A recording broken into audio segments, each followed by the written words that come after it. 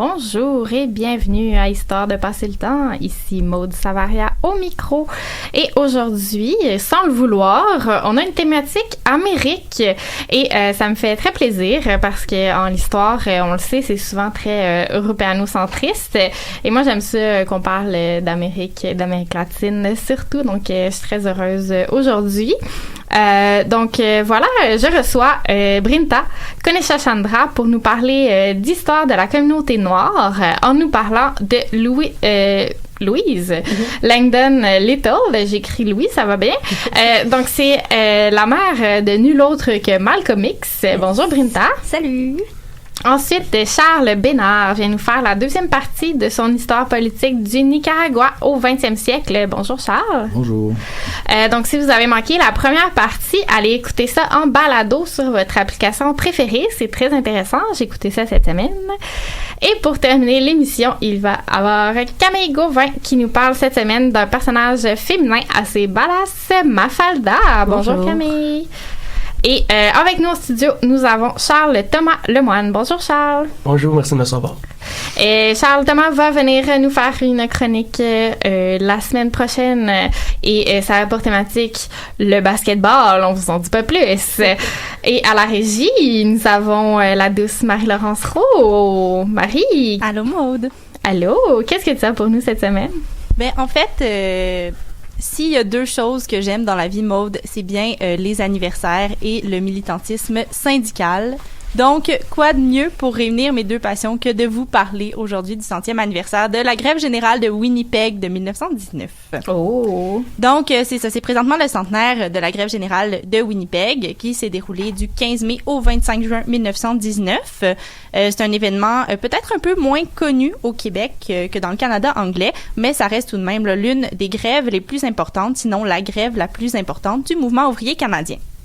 Donc, si on se replonge avant la grève de 1919, à la fin du 19e siècle, la ville de Winnipeg avait connu un essor assez impressionnant avec la construction du chemin de fer.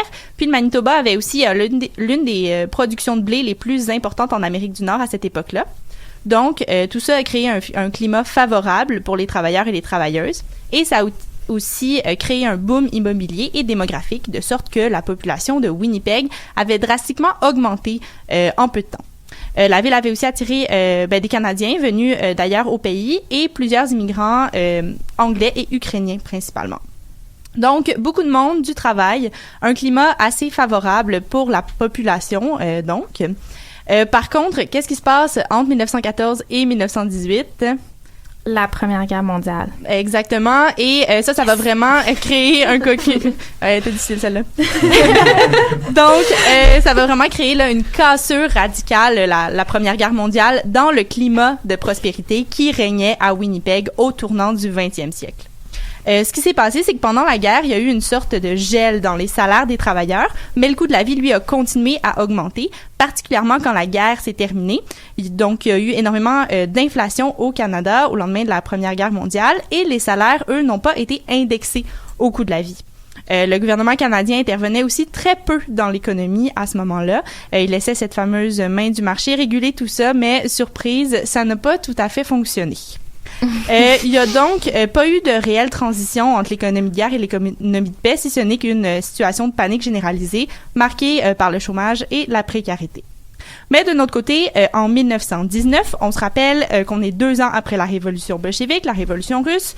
Donc, du côté ouvrier, du côté syndical, il y a une certaine sympathie communiste qui se développe chez une frange des travailleurs et aussi dans les milieux syndicaux plus radicaux. À Winnipeg, à cette époque-là, c'est aussi assez cosmopolite en raison là, de la vague d'immigration du tournant du siècle. Donc, il y a certains travailleurs anglais ou qui proviennent de l'Europe de l'Est qui sont plus proches des milieux socialistes européens également. Donc, tout ça a pu avoir une influence sur la conscience de classe et sur l'activisme dans le monde syndical.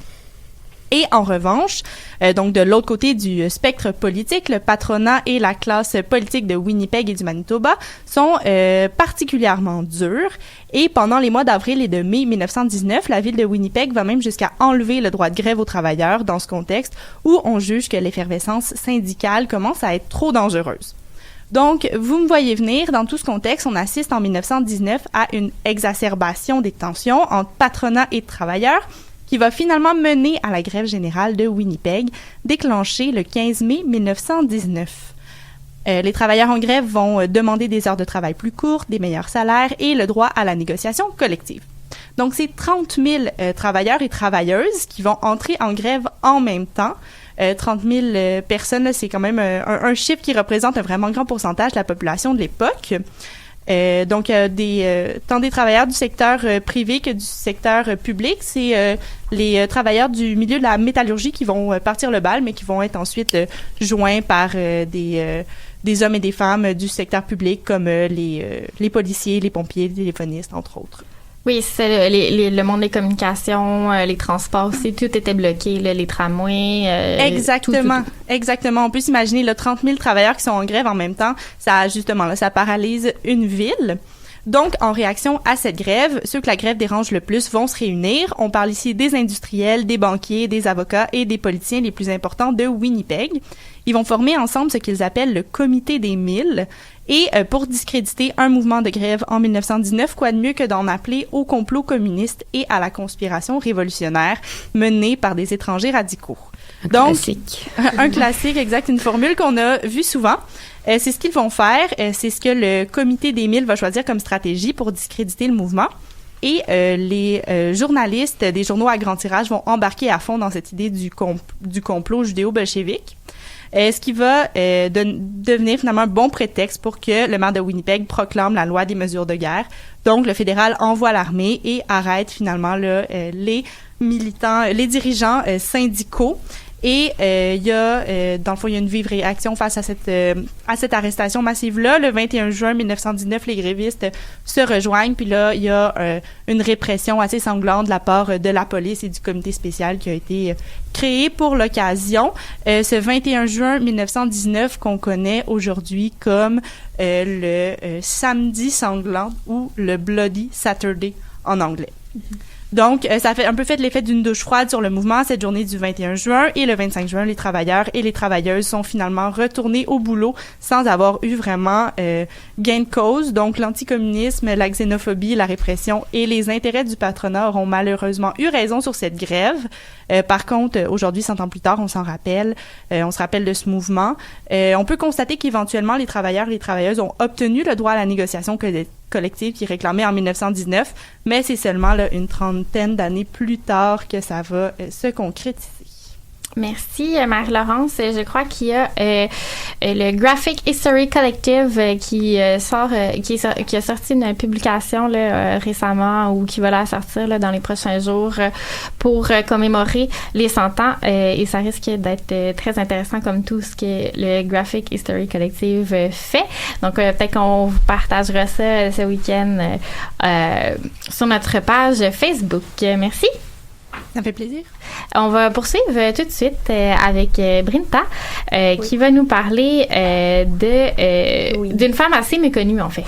C'est ça. Donc, je vais vous parler de Louise Little Langdon, qui est donc la mère de l'activiste afro-américain Malcolm X. Et avant de commencer la chronique, je pense que c'est important de souligner que j'ai repris en fait un article qui est rédigé par l'historien Eric McDuffie, qui est intitulé The Diasporic Journeys of Louise Little, Grassroots Garveyism, the Midwest and Community Feminism, qui est publié dans le journal Women, Gender and Families of Color en 2016. Si vous n'avez pas le temps de noter, on va vous partager ça sur la page exactement. Facebook. Exactement. Donc, pour creuser le sujet, il rentre vraiment dans les détails et tout, donc ça peut être full intéressant. Une belle référence. C'est ça. Et donc, Louise Little Langdon est née le 2 janvier 1894 près de la ville de Ladigue à Grenade, qui est donc une colonie britannique qui est stratifiée en fait par les patterns de classe, de race et de genre. Et elle est née donc dans le petit village de St. Andrew, donc un village de plantation, 60 ans après l'abolition officielle de l'esclavage. Mais son histoire dès sa naissance est marquée par ce passé douloureux, parce parce que son géniteur, Edward Norton, est un Écossais qui a violé sa mère, Edith Langdon, lorsqu'elle avait 11 ans, et une série de femmes afrodescendantes sur l'île, dont les sœurs de sa mère. Louise sera l'enfant unique d'Edith Langdon, et en grandissant, elle prend vraiment donc vite conscience de ce contexte colonial et de violences sexuelles vécues par les femmes racisées à Grenade. Et ce sont ses grands-parents Jupiter Langdon et Mary Jane Langdon qui l'élèvent en lui inculquant justement les valeurs de fierté de leur afrodescendance, et elle grandit avec cette sensibilité et en étant conscient des traumatismes vécus par ses ancêtres. Son grand-père est propriétaire de terrain, il produit sa propre nourriture avec sa famille, et c'est cette forme d'indépendance de la communauté blanche coloniale qui seront vraiment inculquées à Louise et qu'elle utilisera plus tard lorsque son mari décédera aux États-Unis. Et vraiment de l'autosuffisance. Ouais, c'est ça. Et c'est durant son enfance qu'elle apprend l'art du jardinage, de l'agriculture, etc. Et elle grandit vraiment dans cette communauté autonome, tant au niveau public que privé. Et ses grands-parents sont des figures clés dans la vie de Louise, car ils ont un lien direct avec ce passé esclavagiste et représentent aussi ce lien direct avec le continent africain. C'est ça. Et sa tante Gertrude Langdon, et c'est une femme qui a beaucoup inspiré aussi Louise, parce que c'est une femme indépendante qui était couturière, qui lui inculque également les valeurs de fierté et puis d'autonomie à ce moment-là. On ne sait pas grand-chose de son éducation, mais j'ai pu voir qu'elle avait reçu un certain degré d'éducation dans une école affiliée à l'église anglicane. Et comme le souligne McDuffie, je signe « For a young woman of color living in a colonial society, literacy and formal education were powerful tools for upward mobility and for challenging the status quo. » Et cette éducation lui a donné en fait une forme d'indépendance et une confiance en elle qu'elle utilisera après quand elle travaillera auprès du Universal Negro Improvement Association. Je vais préciser ce que c'est un peu plus tard. Et en plus, elle a dit que c'est une communauté qui est plurilingue, donc elle parle couramment français, anglais et le patois. Et lorsqu'elle atteint l'âge adulte, avec tout ce background, elle décide d'immigrer vers le Canada pour rejoindre son oncle Edgerton Langdon, qui y est depuis 1913, et elle arrive à Saint John, Nouveau-Brunswick, le 26 juin 1917. Malgré une conscience raciale fort développée dans le contexte colonial de Grenade, c'est vraiment à Montréal qu'elle sera tout d'abord exposée à la question. C'est là qu'elle devient membre, elle joint le Universal Negro Improvement Association, et elle est vraiment influencée et exposée aux idéologies de Marcus Garvey, qui en fait poussait toute la communauté afrodescendante à se lier et prôner en fait un retour à leur terre ancestrale en Afrique, sur le continent africain. Et il avait même fondé le Black Star Line qui offrait en fait le transport jusqu'en Afrique, etc. Donc c'est toutes ces idéologies qui en fait qu'on voit chez Malcolm X, qui sont aussi en fait présentes chez Louise Little. Et donc elle habite 2 ans à Montréal, et la communauté afrodescendante au Canada à l'époque est de 18 291, donc à peu près 2% de la population, et on a une communauté qui est très connectée particulièrement à Montréal, donc qui était une ville industrielle majeure, et on avait des institutions et des organisations très enracinées dans le spectre urbain de Montréal, dont le UNEA, donc le Universal Negro Improvement Association. Et la branche de Montréal ouvre en 1925. D'abord, c'était celle de Jamaïque, ensuite celle d'Harlem en 1917, et ensuite Montréal. Alors, quand même, assez rapidement. Attends, c'est pas 1925. Est-ce que j'ai dit 1925? Non, c'est 1918, pardon. C'est genre l'année d'après. OK. Et donc on a ça devient un espace diasporique où la communauté majoritairement des Caraïbes lutte pour la liberté des afrodescendants. On ne sait pas exactement ce que Louise faisait dans cette association, mais on sait que son oncle et son cousin étaient très impliqués dans la division de Montréal, et qu'elle était membre de l'association, puis qu'elle a été en fait exposée aux idéologies de Marcus Garvey. En tout cas, son expérience diasporique à Montréal et son adhésion là est une expérience expérience transformative pour Louise. Elle habite avec son oncle quand elle habite à Montréal et travaille en tant que couturière et domestique, donc dans des familles bourgeoises. Elle rencontre son mari Earl Little en 1918 lors d'une réunion de l'UNAA et Earl venait de Georgie, donc le Black Belt des États-Unis, et d'une famille aussi très fière de leurs origines. Donc tous les deux partageaient donc une passion et des positions identiques sur le panafricanisme. Donc après leur mariage, l'année suivante, le couple déménage à Philadelphie pour aider à construire donc le mouvement de Garvey et c'est là-bas que va naître son premier fils et en 1921 on les assigne au développement de la branche de l'UNIA à Omaha dans le Nebraska, dans le Midwest. Donc c'est là que ça va vraiment c'est un espace qui va radicalement changer sa vie.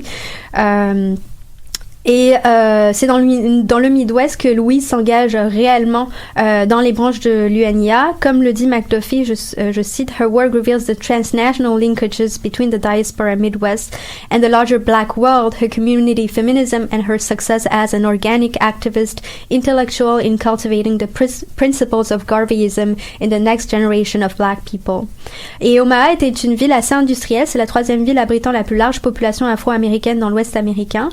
13 315 habitants d'origine afro-américaine en 1920 et donc la communauté a immigré dans cette ville en quête de meilleures opportunités de travail, de conditions de vie loin de la violence des Jim Crow et tout comme les autres villes industrielles américaine touchée par le Red Summer de 1919. On a aussi une émeute raciale qui surgit à Omaha en septembre 1919 avec des lynchages puis des suprémacistes blancs qui vont brûler des maisons et cet événement va vraiment attirer Marcus Garvey et également les Littles qui sont là sur place et Garvey argumente dans un éditorial publié dans le Negro World que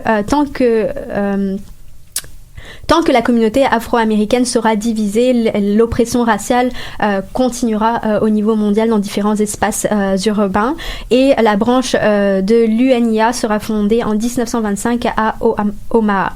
On voit qu'il y a une hiérarchisation des pouvoirs genrés dans la majorité des branches de l'association. Les hommes étaient à la présidence, tandis que les femmes occupaient principalement les postes de secrétaire journaliste aussi, parce que c'est quelque chose qui est dans beaucoup d'organisations, même de gauche, là, puis jusqu'à aujourd'hui, je vais dire. Oui, exactement. Et ces positions de secrétaire et quelque sorte de journaliste également leur demandaient d'être activement impliquées dans la vie quotidienne de l'UNIA, de comprendre et de saisir les problématiques. Elles étaient les membres visibles qui luttaient dans cette cause de la libération des afrodescendants et elles luttaient dans la position qui leur était accordée dans cette association et essayer de promouvoir tant qu'elle pouvait donc le garveyisme. Dans sa vie personnelle, elle lutte également fermement contre la suprématie blanche. Dans son autobiographie, Malcolm X rapporte une des confrontations entre donc Louise qui était enceinte de Malcolm X et les membres du Ku Klux Klan qui débarquent un jour puis qui vont vraiment entourer sa maison à cheval avec des armes puis elle va sortir puis elle va vraiment venir les affronter. Et c'est intéressant parce qu'elle transmet vraiment cette histoire à Malcolm. Donc, elle va pas s'enfermer, puis elle va, elle résilience. Elle assume ce qui s'est passé dans sa vie, puis... Ouais. Et donc elle est vraiment consciente des contours sexuels et genrés des suprémacistes blancs et elle s'est challengée sans se laisser faire et son action, comme le souligne McDuffie, defied white supremacist patriarchal and heteronormative discourses that frame black women as deviant, unwomanly and unfit mother. Elle continue son travail après. Ce qui va se passer, c'est que après cette altercation, Earl va prendre peur, donc son mari, puis ils vont décider de déménager à Lansing où on a une communauté afro-descendante qui est beaucoup plus petite. Ils sont 1409 en 1930 à Lansing dans le Michigan. Donc quand ils déménagent là, donc la maison va être brûlée, leur maison va être brûlée par des suprémacistes blancs. Donc ils vont décider d'emménager dans la banlieue de Lansing. Et là, elle va vraiment essayer d'inculquer les valeurs qu'elle qui lui ont été transmises à Grenade. Donc, pouvoir être indépendant, être autonome, vivre sur son propre terrain, cultiver son propre jardin. Et donc, c'est ce qu'elle va faire quand ils vont s'installer à Lansing. Et puis, elle va travailler encore en tant que couturière et en même temps aussi dans la branche de l'UNIA de Lansing. Et le début du cauchemar arrive avec le décès de son mari en 1931. Il aurait été renversé. Parce que ça, c'était pas un cauchemar avant. Si, mais là, c'est de pire en pire. Là. c'est comme... c'est ce qui va vraiment... Ouais, ben tu vas voir. Oui. Oui, et donc il est renversé par un tramway officiellement, mais on soupçonne des choses pas très claires qui ont été faites par les suprémacistes blancs c'était comment ils s'appelaient? Ils s'appelaient les Black Legionnaires à Lansing. Et quand elle est veuve, elle arrive quand même à vivre et à passer outre. Elle survit dans le contexte de cette dépression économique. Elle travaille, elle produit sa propre nourriture, donc autosuffisance. Mais elle va elle va sombrer dans la dépression suite à une histoire d'amour où le garçon va disparaître, puis elle va être enceinte et elle va se retrouver avec 8 enfants et avec toute la pression sociétale qu'on lui met en tant que femme noire de classe ouvrière élevant 8 enfants seuls. Et en 1938... On comprend l'épuisement. Ouais. Les travailleurs sociaux commencent à enquêter sur la famille quand ils ont surpris Malcolm en train de voler, je sais plus ce que c'est, mais quelque chose. Et Little détestait ouvertement les travailleurs sociaux. Elle pensait qu'il voulait lui retirer son indépendance et sa liberté et ses enfants. Donc, ce qui va se passer, c'est que le Ingham County Probate Court va intervenir et va l'interner à l'hôpital psychiatrique de Kalamazoo. Et l'historien McDuffie argumente que les archives font ressortir un discours qui est codé racialement en termes de classe et de genre, parce qu'elle a eu un enfant légitime, parce qu'elle était une femme qui s'affirmait, qui était indépendante. Et de 1939 à 1963, donc 25 ans, elle va être internée dans cet hôpital, et ce sont ses enfants qui vont la libérer. Donc, je termine sur ça en disant que, comme McDuffie le souligne, the institutionalization of Little into a psychiatric hospital should be read as an example of state-sanctioned violence against black women. Et en fait, après, une fois qu'elle va sortir, elle va vraiment ne plus s'engager du tout dans quelconque organisation et elle va essayer de juste survivre. Et elle survit elle a presque 100 ans à sa mort. 1991. Wow. Malgré 25 ans qui n'ont pas dû être faciles à cette époque-là dans les instituts psychiatriques. On n'a pas le temps d'en parler plus, malheureusement. Je trouve ça passionnant, mais on n'a pas le temps. On va aller en musique, Marie-Laurence? Oui, on écoute Maya de Lydia Kepinski. La lune était en Capricorne et le ciel était noir cancer. On a attendu qu'il s'endorme pour partir rejoindre la mer. On a pris l'urne par les cornes et sans regarder en arrière, j'ai posé dans la salicorne les cendres de mon père. T'aurais jamais dû partir, j'aurais dû te retenir, Maya. On s'était entendu, pas de cris, pas de pleurs, personne ne part avant l'heure, Maya. Pourquoi l'avoir rompu? Le pacte de sang qu'on a signé adolescent, tous pour eux et droit devant. Sans toi, sans diogène, plus d'air, plus d'oxygène, Maya. C'est plus comme avant. Pourquoi tu viens?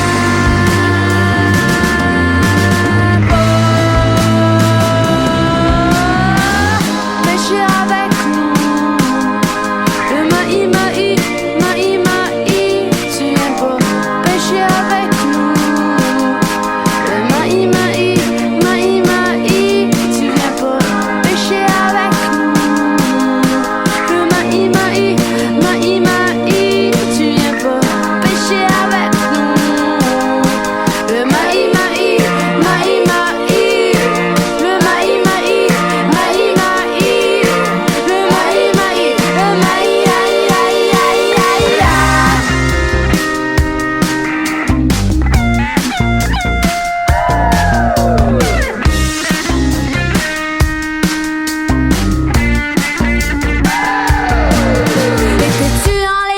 parti, trouverais-tu la sortie? Maya, on t'a attendu.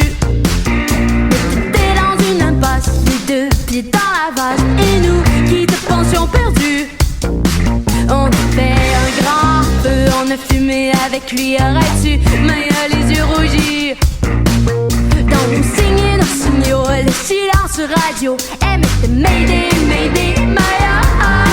Quand on a lancé des pigeons avec des billets au talon écrit aidez, aidez, Maya. Aidez, aidez, Maya. De retour à Histoire de passer le temps avec Maud Savaria au micro et nous allons poursuivre tout de suite avec Charles pour l'histoire du Nicaragua, partie 2. On s'était laissé où la semaine dernière? On s'était laissé avec la mort en fait d'Augusto Sandino. Donc je vais reprendre à partir de là. En fait, aujourd'hui, je vous présente la révolution nicaraguayenne de 1979, mais pour pouvoir la faire, je dois remonter à 1937. Donc pourquoi est-ce qu'il y a eu une révolution en 1979? Ben pour comprendre pourquoi est-ce que la population a pris vraiment les armes.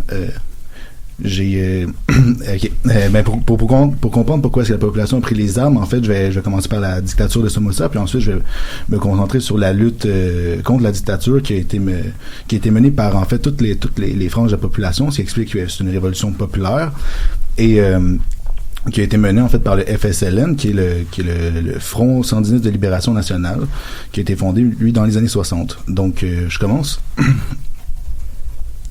D'abord c'est en 1934 qu'il y a Anastasio Somoza Garcia qui était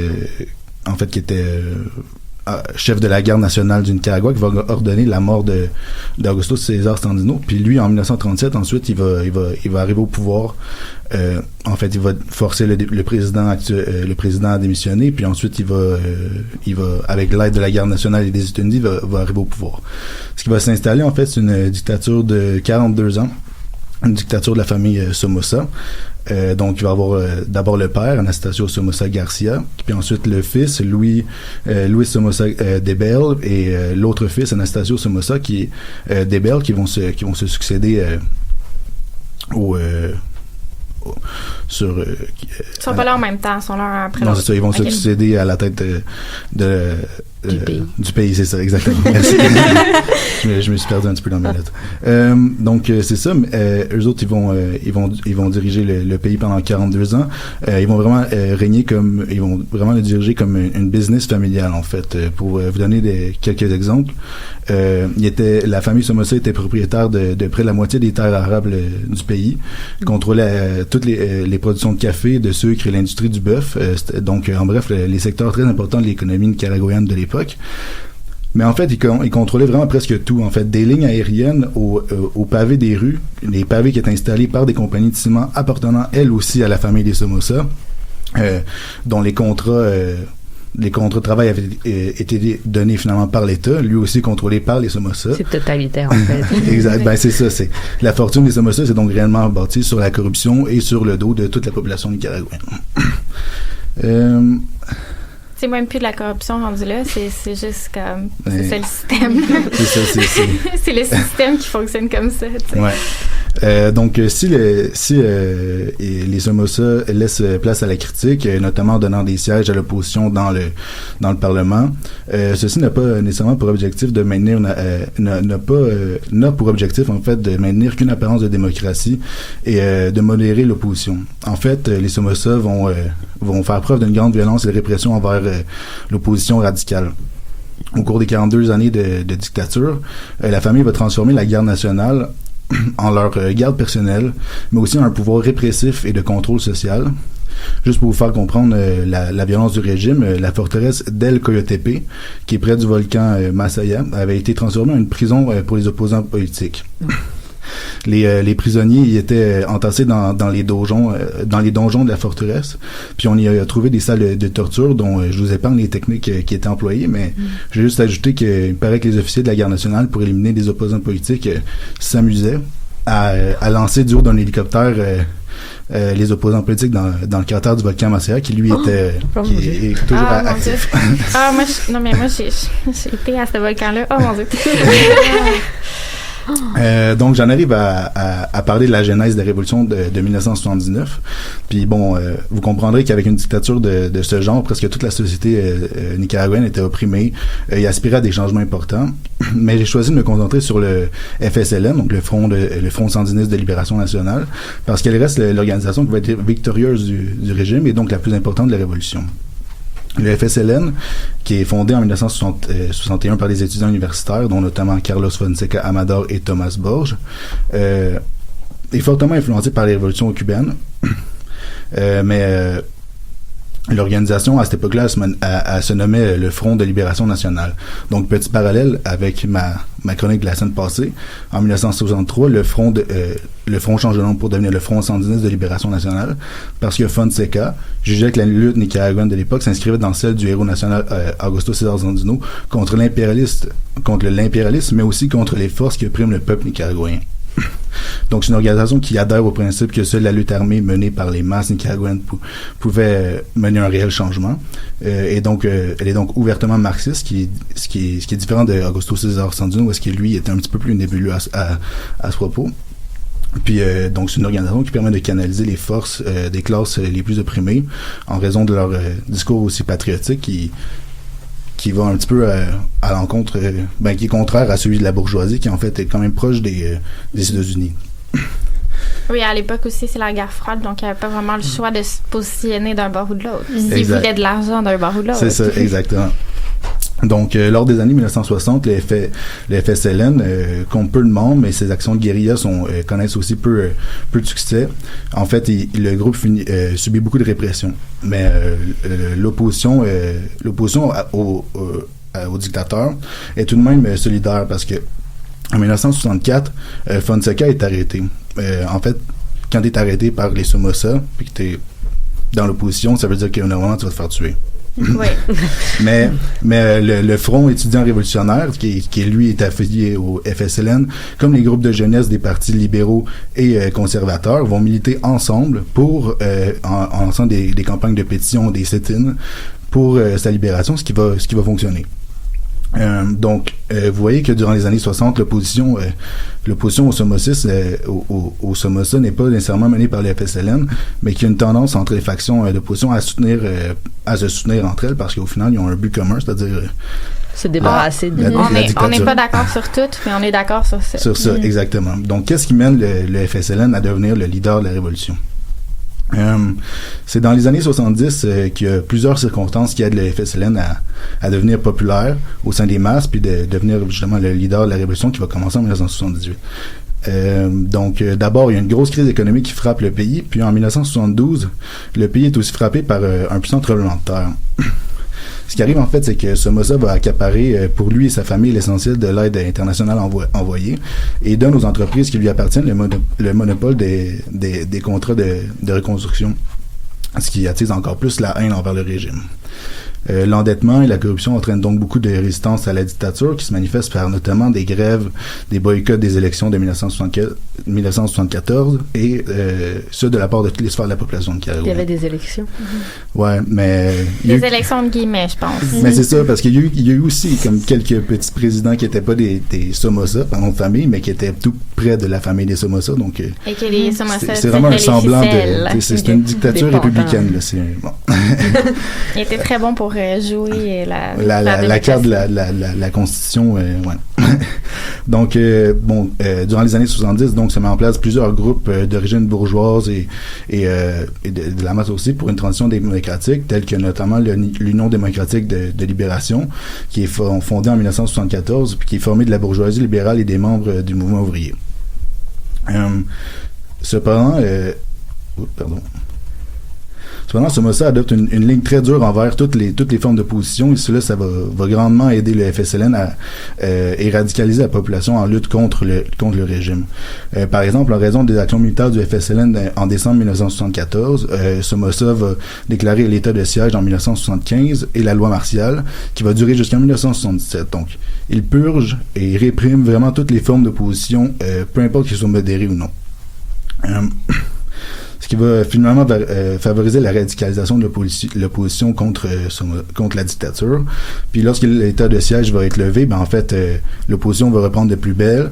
Puis le FSLN, malgré qu'il soit en piteux d'état, parce que notamment Carlos Fonseca Amador va être tué en 1976, il va reprendre ses activités. Puis son radicalisme et son discours auprès des masses va vraiment attirer les masses, qui eux sont vraiment tannés. Ça fait longtemps. Ça fait plus qu'une génération. Là, c'est long. Donc, c'est ça. L'élément déclencheur qui permet une forme d'union des oppositions ensemble s'avère en fait l'assassinat en janvier 1978 du leader du Parti conservateur anti-Somoza et éditeur du quotidien conservateur lui aussi, La Prensa. Donc, Pedro Joaquín Chamorro va être assassiné. Cet homme représentait la branche modérée de l'opposition, voire la solution de rechange devant une autre opposition, celle du FSLN, qui était plus radical et des communistes, au final. Donc, certains historiens disent qu'en assassinant Chamorro, Somoza voulait s'illustrer comme la seule option politique pour les modérés, les États-Unis et la bourgeoisie. Mais en fait, ça va créer une grande vague d'indignation au pays, puis des grèves, des manifestations qui vont venir de partout, en fait. Un bon exemple... Puis ils vont, en fait, une union aussi de toutes ces grèves, de tous ces mouvements-là. Donc, un bon exemple de ça, c'est qu'en 1978, va être créé le Front large d'opposition, donc le FLO, mais dont son nom, on comprend que ça vient comme amener tout le monde ensemble. Donc, c'est un nouveau front qui reste dirigé majoritairement par la bourgeoisie, mais qui inclut aussi le FSLN, puis qui va revendiquer non plus des réformes, mais vraiment le départ coûte que coûte du dictateur au pouvoir et du pays. Je dois vous dire que jusqu'en janvier 1979, ça reste quand même les organisations bourgeoises qui vont rester à la tête du mouvement, mais ça va quand même profiter au FSLN parce que leur discours qui est proche des États-Unis finalement manque un peu de radicalisme. Puis finalement parle plus d'une transition démocratique et non pas de changements radicaux dont ont besoin en fait les masses nicaraguayennes. Donc, un élément qui vient directement augmenter la popularité du FSLN, puis qui témoigne de cette réalité-là, c'est en fait, ça a lieu en janvier 1979, où les 1er et 2 janvier, le FSLN va gagner enfin ses premières batailles contre la guerre nationale. Premier grand coup du FSLN, ça contraste directement avec l'attitude des autres organisations bourgeoises qui, eux, le 6 février, vont demander, pour garder les rênes du mouvement et de la société, l'arrêt des grèves. Donc, on a vraiment deux discours. Puis, bien que la demande des organisations bourgeoises va être suivie, les coups militaires du FSN vont se multiplier, vont aussi augmenter les réussites militaires. Puis, le FSLN va vraiment devenir l'organe qui semble être le plus en mesure de pouvoir frapper et mettre une fin au régime de Somoza. Donc, ce qui marque le mieux la montée du FSLN, en fait, c'est dans les mois qui vont suivre, c'est la création en juin 1979 de la Junte de gouvernement de reconstruction nationale, qui regroupe l'ensemble de l'opposition, qui regroupe en fait l'ensemble de la population, l'opposition Somoza en un même organe et qui va adopter la voie militaire. Ils vont réussir à prendre plusieurs villes, puis le 19 juillet 1979, les sandinistes vont vraiment réussir à rentrer à Madaga, mettre fin au dernier groupe de la guerre nationale, puis ensuite gagner en fait sur le régime. Donc là, ils vont prendre le pouvoir. Exactement. Fait que c'est ça. Fait que finalement, Somoza va avoir déjà quitté le pays pour Miami, mais il va être assassiné 1 an plus tard au Paraguay. Donc finalement, pour finir, j'aimerais rapidement aborder les réussites et limites de l'État sandiniste, là, qui mais je pense pas qu'on va avoir le temps, Charles, mais ça va faire une autre chronique, je pense, pour l'automne. Je te recommande ça parce que je pense que c'est important de bien en parler puis d'avoir du temps. Mais on voit que comment ça a été compliqué se rendre là, malgré qu'il y avait beaucoup de groupes d'opposition, puis c'est super intéressant. La situation au Nicaragua mérite qu'on en parle encore plus de son histoire et pour comprendre l'actualité aussi. Donc, merci beaucoup. Mais merci à vous. Il y a tellement de choses à dire, on n'a pas eu le temps de tout dire. C'est ça, il va falloir faire une partie 3, finalement. Marie-Laurence, on va à la musique? Oui, on écoute la chanson Rédolé de À la claire ensemble.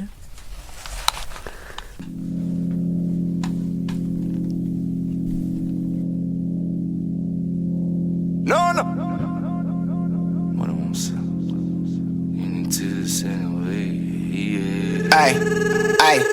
À peine qu'il finit le chiffre, on aboutit chef et élève. Hey, hey. Juicy plus zeste et la lime, on repousse la sauce à limite. Hey, hey. Tu peux me voir chill en machette, je coupe ma salade en machette. Hey, hey. Le cousin le jette, il a ramené de la viande, la douane veut voler mon spec. Infinity Inks dans le ThinkPad, Governor poppin' on strings. Faut bonne sa money dans l'huile, prête pour les épices, le pimpage.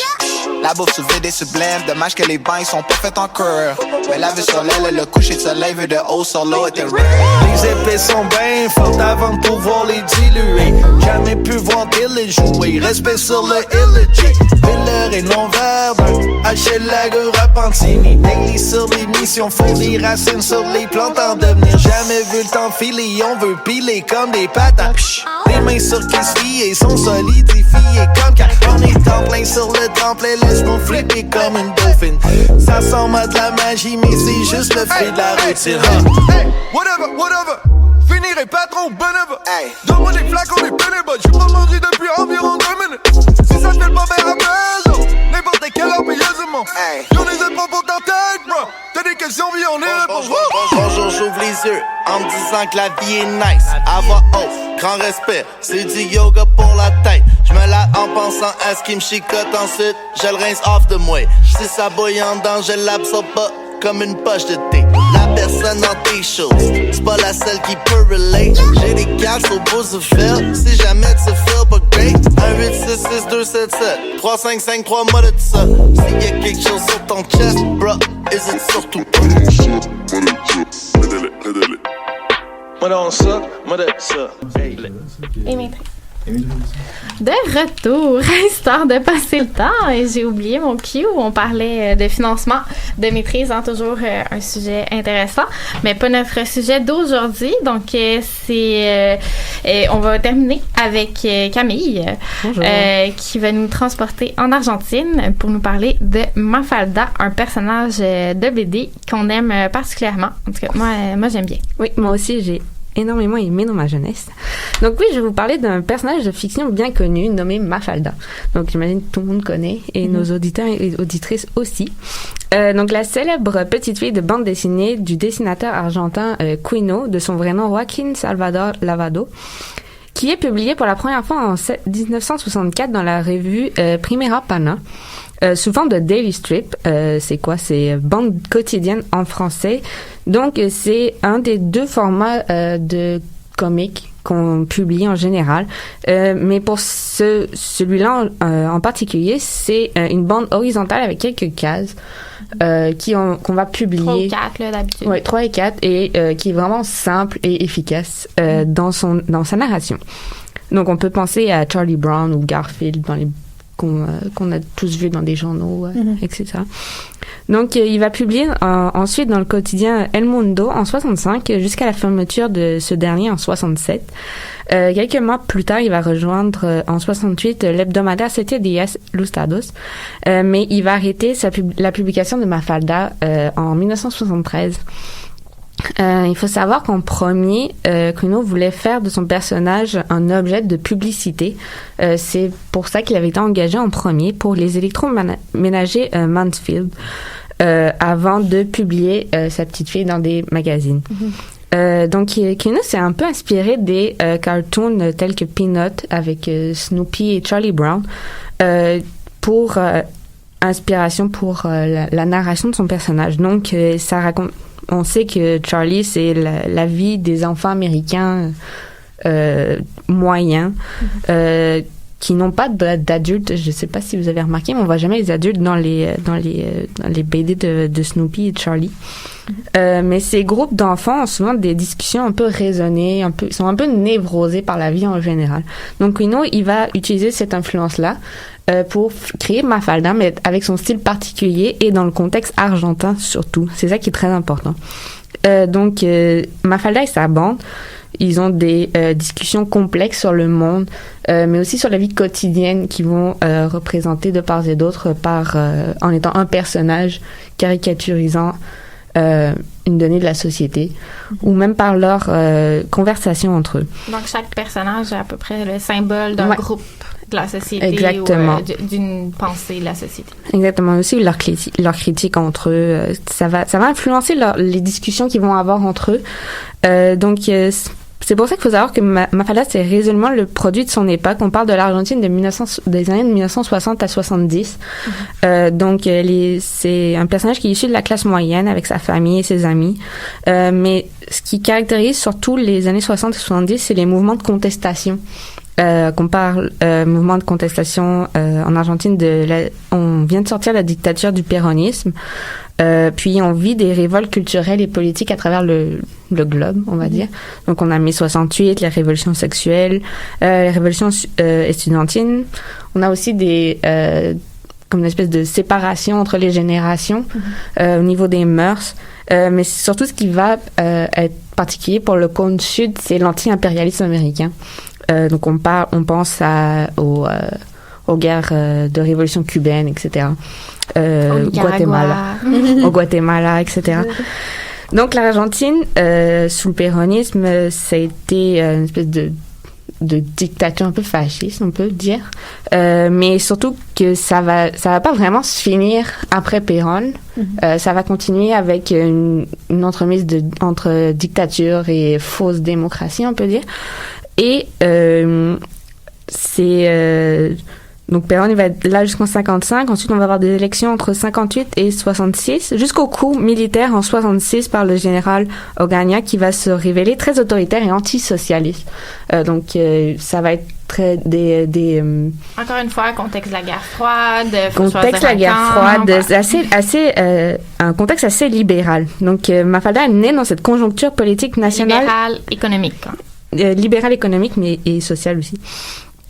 Donc, elle va naître dans cette conjoncture politique nationale et continentale dont la classe moyenne doit se développer à travers ce contexte libéral-là. Donc, contexte capitaliste, on peut dire. Puis le contexte de la guerre froide aussi, mais anti-communiste qui va s'étendre sur le cône sud, dans les pays latino-américains qui vont vivre à travers des dictatures. Et aussi l'après-révolution cubaine qui va aussi un peu influencer les relations entre les pays, particulièrement aussi avec les États-Unis. Donc on peut dire que Mafalda a un but assez revendicateur face à la période dans laquelle elle est publiée. Elle remet en question les problèmes mondiaux tels que les armes atomiques, la résistance, la pollution, la faim dans le monde, qui sont aussi des sujets qu'on voit aujourd'hui. Donc c'est peut-être pour ça aussi que Mafalda a autant de résonance dans nos esprits. Et de par l'humour, Kino tente de faire comprendre à ses lecteurs qu'il est bon de se questionner sur son quotidien et de remettre en perspective le monde dans lequel la classe moyenne est supposée se prospérer. Donc la consommation, l'autoritarisme du gouvernement aussi. Et fait partie de ce qu'on appelle l'histoire culturelle, dont l'engagement politique est le thème profond dans la conception des différents comics publiés. Donc chaque publication va avoir pour thème un engagement politique, une contestation politique en fait. Et dans le fond, qui nous tente de transmettre son message aux enfants, parce que ça a été créé d'abord pour les enfants, mais c'est surtout les adultes que ça va résonner, de par le fait que son message est assez politique. Et comme on discutait un peu tout à l'heure, les gens vont percevoir en Argentine aussi la critique contre l'autoritarisme de l'État, qui nous va aller de l'avant avec ce sujet-là, malgré la censure qui fait état en Argentine, mais étant donné sa popularité à l'échelle internationale, c'est un peu touché d'essayer de censurer Kino. Jusqu'à la fin de la publication de Mafalda. Après ça, Kino va partir pour l'Italie après 73. Donc, sa popularité l'a protégé pendant un certain temps, puis il a pu partir au moins. Donc, les thèmes abordés, c'est la modernisation, par l'objet de consommation, l'autoritarisme et la remise en question de la famille et l'affirmation du féministe. Donc là, je vais vous donner des exemples un peu par les personnages qui sont abordés dans les publications de Kino. Donc on a Mafalda, une petite femme au caractère trempé qui est dotée d'un sens de la répartie et dont le souci constant qu'elle a de l'état de la planète se traduit par l'attachement qu'elle porte à sa map monde. Donc vous pouvez toujours voir Mafalda un peu toujours avec un globe terrestre à côté d'elle. Et c'est comme un symbole aussi de son questionnement par rapport au... Puis ça, c'est repris aussi là, maintenant, tu sais, les jeunes contre le climat. Quand on dit les jeunes contre le climat, on dit des plus jeunes que nous, là. Donc, c'est quand même, hein, on n'est pas si vieux. Qui vont reprendre ça aussi. Donc, Mafalda, c'est un symbole pour ça. Donc, il faut savoir aussi que Mafalda va devenir plus tard diplomate. Donc, c'est peut-être aussi pour ça que l'objet de la map monde est très important. Donc, on a Gil, son petit frère, qui est un spectateur mésusé des actions et réflexions de sa sœur, mais aussi de ses parents, qui assiste un peu impuissant aux scènes de ménage. Donc, dans les amis de Mafalda, on a Felipe. C'est le jeune voisin de Mafalda qui est un peu partageant entre la vie héroïque et sa fascination pour la culture américaine, entre autres avec les Far West. Et il y a une forme récurrente de découragement. Donc, c'est un personnage qui est très psychologiquement complexé. Ensuite, on a Manolito. C'est le fils d'un commerçant qui est un plus borné du groupe, qui s'intéresse qu'à l'épicerie de son père et à son argent. Tout à l'heure, je regardais des petites émissions de Mafalda et on voyait Manolito qui essayait de faire un cœur dans un arbre. Susanita qui l'observait de loin et qui pensait que peut-être ça allait s'adresser à elle, mais finalement, il se retire, puis c'est un signe d'argent qui est dans le cœur. Donc, un vrai capitaliste. Voilà. Avant de devenir, puis Manolito, il rêve de grandeur. Il veut devenir l'idéal capitaliste avec son empire commercial. C'est aussi un peu l'idiot du village parce qu'il n'est pas doté d'une très grande intelligence. Puis c'est avec ça que ses amis ont souvent se moqué de lui. Par la suite, on a Susanita, qui est l'antithèse de Mafalda complètement. Donc, elle s'imagine toujours future mère du foyer. C'est une grande romantique. Elle souhaite être complètement dédiée à son mari et à ses enfants plus tard. Donc, ça, c'est ses aspirations, alors que Mafalda, elle, très critique. Pas d'autres ambitions. Non, c'est ça. Son ambition, c'est d'être femme de ménage. Sans attachement politique, sans réflexion personnelle. Elle affiche aussi des opinions rétrogrades, puis elle aime les ragots. Donc, elle méprise souvent Mafalda pour ses réflexions intellectuelles. Donc, c'est un peu l'image de la société C'est le stéréotype féminin. Exactement, mais c'est surtout... Elle représente aussi les femmes qui s'opposent à l'avancement des idées féministes. Les femmes conservatrices. Très conservatrices. Donc, on a Miguel ou Miguelito, qui a l'imagination débordante et dont la mère est tyrannique, qui représente un peu l'image de la famille de droite avec son grand-père qui admire Mussolini. Donc on a rien de moins. Rien de moins. Et contrairement à Miguelito, on a Liberté ou Libertad, qui est la jeune fille issue d'un couple d'intellectuels dont les positions sont résolument à gauche et qui n'a pas non plus la langue dans sa poche. Donc on voit un peu les extrêmes qui sont incorporés dans les comics. Pour Mafalda, on a aussi son père qui est un peu l'employé de bureau typique, qui est représentant de la classe moyenne, qui a un goût pour la consommation avec l'achat de sa voiture, qui représente pour lui une espèce de consécration. Le rêve américain. Ouais, le rêve américain, etc. Mais en fait, il n'aime pas son emploi, mais il est plus passionné par ces plantes vertes chez lui. Donc, on voit un peu la contradiction. C'est consommer, travailler, mais même si vous n'aimez pas ça, on s'en fout. On voit un personnage qui subit le régime. Exactement. Et la mère, quant à elle, c'est la mère au foyer typique qui s'occupe des tâches ménagères. Comme vous avez pu le voir avec la publicité, j'ai publié justement un petit cadre de la mère qui est en train de couper des oignons et qui pleure, et qui Mafalda lui dit « T'as pas envie de pleurer pour des choses moins futiles qu'un oignon ?» Oui, plus... Il y a plus de raisons de pleurer. Voilà, donc libère-toi de ta... Il y a quand même un peu de mépris dans la façon dont ces femmes-là sont dépeintes quand même. Effectivement. Ouais, c'est vrai. Oui, c'est tout à fait. On parle aussi des années 60 de critique de la mère au foyer, qui est vue comme une espèce d'aliénation de la mère, de la femme. Oui, il faut jeter ce modèle-là au complet. Voilà. Bon, aujourd'hui, on est un peu plus critique vis-à-vis de cette façon-là. Un peu plus nuancé. Ouais, exactement. Mais il reste quand même que Mafalda, pour elle, c'est en tant que femme, on devrait rêver de plus que simplement nos fourchettes et nos couteaux et notre argenterie.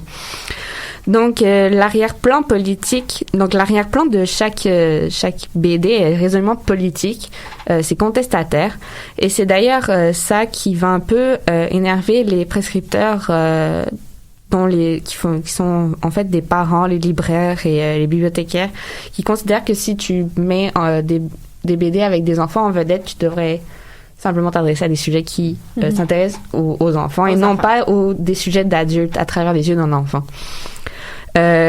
Et pour finir, je dirais que Mafalda est devenue une espèce d'objet de lutte et qui va faire l'objet d'une lutte de réappropriation à l'échelle transnationale. Donc, par exemple, en Espagne, Mafalda, c'est la lutte contre l'autoritarisme.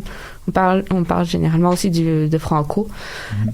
Puis en Amérique du Sud, ou notamment au Mexique, c'est le symbole de l'anti-impérialisme qui séduit, et surtout l'appel à la révolte contre l'autoritarisme qui va éveiller les consciences latino-américaines. Donc aujourd'hui est encore repris à ce niveau-là pour représenter la lutte contre l'impérialisme américain. Mafalda est aussi présente à Cuba et elle est Quino a reçu les hommages de Gabriel Garcia Marquez, rien de moins. Quand même. Qui était un ami de Fidel Castro par ailleurs. Gabriel Garcia Marquez, mais donc Mafalda, dans sa lecture, elle devient un geste politique, un symbole de la résistance à la dictature argentine. Puis elle défend l'idée de la démocratie surtout. Quino veut par ailleurs critiquer la dictature de Videla, dans lequel après 66 qui va venir au pouvoir et qui va le contraindre à l'exil. Donc, pour finir, je dirais que Mafalda, c'est un symbole de la lutte pour la liberté, à la fois à l'échelle nationale, mais aussi à l'échelle continentale et transnationale. Wow, merci. Puis, on a le temps pour ton anecdote. Tu disais, Quino est encore en vie, c'est ça? Oui. Oui, c'est ça, parce que tu disais que, bon, il y a eu des luttes en Argentine contre l'avortement. Contre l'avortement, puis que les anti-avortements ont utilisé le symbole de Mafalda pour représenter l'opposition à l'avortement. Mais Quino, qui a, comme on l'a vu, a défendu des positions féministes et s'est un peu contrarié face à la réappropriation de sa petite fille, on va dire. De son dessin et du symbole qu'elle représente. Du symbole qu'elle représente, exactement. Et il a demandé est-ce qu'on n'utilise pas Mafalda pour symboliser l'anti-avortement qui est aussi une régulation pour le droit des femmes. Alors qu'elle avait déjà été utilisée beaucoup dans d'autres manifestations. Exactement. C'est très intéressant. Mafalda n'est pas pro-vie. Non. On dit anti-avortement, Marie-Laurence, par exemple. C'est misleading, hein, parce que qui n'est pas pro-vie, hein? C'est comme... Les gens qui sont anti-avortement. C'est ça, parce qu'on est pour la vie, tout le monde est pour la vie. Mais merci d'avoir été là, chers collègues, avec nous. On a même des félicitations en direct de la part d'Émilie Gagné. Donc, bonjour Émilie, qui voulait que je lui dise bonjour. Voilà, c'est fait. Donc, vous pouvez, si vous nous écoutez pas en direct comme notre chère Émilie, vous pouvez nous suivre sur Facebook et Twitter pour avoir de nos nouvelles, partager notre émission en Facebook Live ou nous écouter sur le site de choc.ca ou sur votre application balado préférée. Donc, bonne soirée! Au revoir! Bye! Au revoir.